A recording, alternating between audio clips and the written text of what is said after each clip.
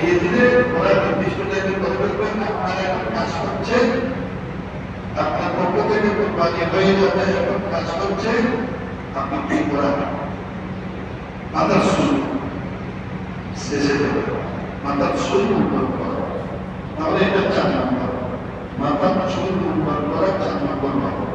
1 বজ্রপায় রাত্রি যাওয়া, 2 বড় জমরাকে 7টা কমপ্লিটকে উদ্ধার করে, 3 নম্বর কোরবানি, 4 নম্বর হচ্ছে মাথা উন্নয়ন করা। 5 নম্বর ওয়াজিব কি? 5 নম্বর ওয়াজিব হচ্ছে আপনি যখন ফরজ করবেন, ওয়াজিব পরে সাফা মারওয়া সাই যেটা করবেন সেটা 5 নম্বর। 6 নম্বর ওয়াজিব কি?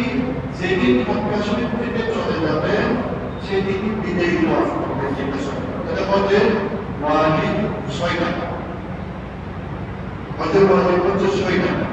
5টা কাজের জন্য যারা এছাড়া কাজকারী যারা কোরবানি করবে না তাদের জন্য 5 নম্বর, আর আমাদের যারা তাবত্তু ওয়াজকারী তাদের জন্য 6 নম্বর। ক্লিয়ার? এরপরে এই 6 নম্বর মক্কা শরীফের যে সমস্ত জায়গা, যেমন আরফাতের ময়দানে একটা মসজিদ আছে, সেই মসজিদের নাম মসজিদের নিদ্রা বা আমিনা,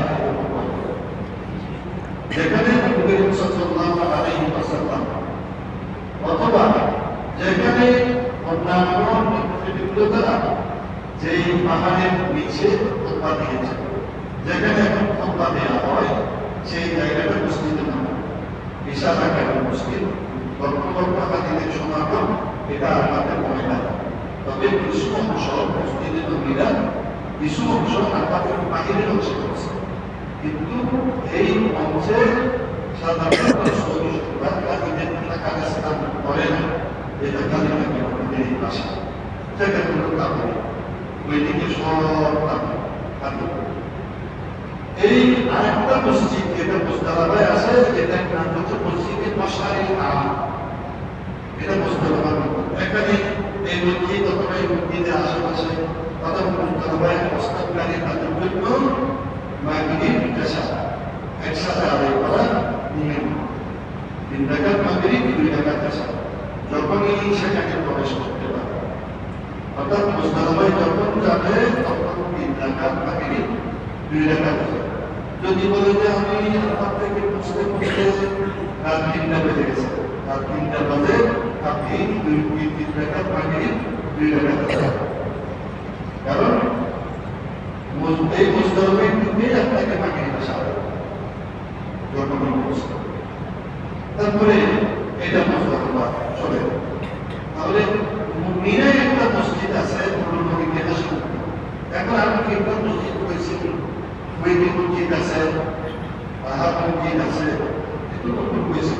পুরনো ঐতিহাসিক একটা মসজিদ আছে, যে মসজিদে 70 জন নবী এই মসজিদে সালাত আদায় করেছে। সেই মসজিদের নাম মসজিদে তাইফ। অথবা সেখানে আগে মসজিদ ছিল না, সেখানে সালাত আদায় করেছেন, পরবর্তীতে সেই মসজিদ নির্মাণ হয়েছে, সেই মসজিদের নাম মসজিদে তাইফ। তবে হাজিরা সেই মিনাতে সেই মসজিদে তাইফে যাওয়ার সুযোগ পায়, কেননা মসজিদের চারিদিকে বিশাল মিনা, 5-6 কিলোমিটার পর্যন্ত হাজি আর হাজি তাবু রাখতাম। আর এই তাবুতে হাজি ওই তাবুতে যেতে না পারার জন্য ঘেরাও করা আছে। আর হাজিরা যদি আকস্মিক যদি ওই মসজিদে তাইফে নামাজ আদায় করার জন্য চেষ্টা করে, তাহলে হারিয়ে যাওয়ার সম্ভাবনা আছে, তাবু খুঁজে পাবে না। এই জন্য কর্তৃপক্ষ, অস্ত্র কর্তৃপক্ষ এটাকে কন্ট্রোল করা হয়েছে মসজিদে তাইফ। হজের এই দিন সে মসজিদে তাইফে ঢুকলে কেউ নামাজ আদায় করা শুরু করে। যারা হাজি আছে, যারা পুরনো সবগুলো চিনে কম্বল মানতে গেলে, বাকি মানতে গেলে মসজিদে তাইফে রাস্তা দিয়ে গেলে যাওয়া যাবে, সেইটা দিয়ে গিয়ে আস্তে করে মসজিদে তাইফে নিয়ে মাগরিব এশা সালাত আদায় করার জন্য চেষ্টা করে। যারা পুরনো হাজি বিনা রাস্তা দ্বারা ছিল বলে বা পুরোপুরিও যারা না শিখবে, তারা মসজিদে তাইফে নামাজ পড়বে, যেখানে অভিভাবক করেছেন সেই চিন্তা করে লাভ হবে না, হারিয়ে যাবে। তাহলে বিদ্যার মধ্যে তাদের